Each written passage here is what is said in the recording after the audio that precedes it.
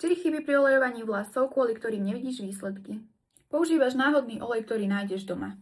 Napríklad jojobový olej je skvelý na hydratáciu pokožky, ale sám o sebe nemá stimulačné účinky na rast vlasov. Ricinový olej je zase veľmi hustý a ťažký. Práve preto môže upchávať vlasové folikuly a spôsobovať problémy s pokožkou. Ja osobne som ho prestala používať už aj na myhalnice a obočie, pretože okrem toho, že ma z neho štípali oči, tak sa mi v obočí tvorili také malinké vyrážky a presne to sa ti môže diať aj na vlasovej pokožke. Preto je dôležité používať olej vytvorený priamo na vlasovú pokožku a podporu rastu vlasov. Ja odporúčam používať náš prírodný olej na rast vlasov Habibi Hair Care, ktorý obsahuje kombináciu starostlivo vybraných olejov a bylinných extraktov.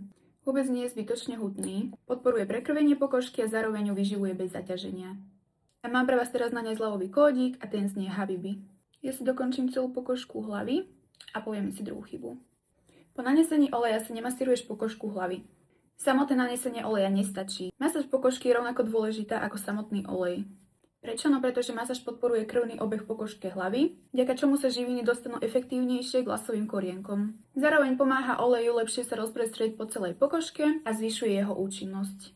Stačí pár minút jemnej masáže a účinky môžu byť výrazne lepšie. Neolejuješ si vlasy pravidelne. A toto je jeden z najväčších problémov. Mnoho žien si urobí olejový zábal raz alebo dvakrát a čaká zázraky. Lenže rast vlasov je dlhodobý proces. Tak ako nevybuduješ svaly po jednom tréningu, ani zdravšie a hustejšie vlasy nezískáš po jednom olejovaní. Pravidelnosť je pri hĺbkovom olejovaní úplný základ. Ideálne je začať olejovať pokožku 2-3 krát týždenne a vydržať niekoľko mesiacov.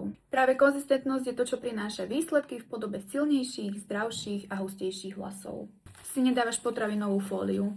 Toto je chyba, ktorú veľa ľudí podceňuje. Keď si po aplikácii oleja zabališ vlasy do potravinovej fólie, vytvorí sa jemné teplo, ktoré pomáha otvoriť vrchné vrstvy pokožky a zlepšuje vstrebávanie účinných látok.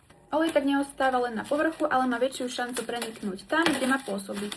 Navyše fólia zabraňuje tomu, aby sa olej zbytočne vsiakol do oblečenia alebo uteráka na miesto tvojej pokožky.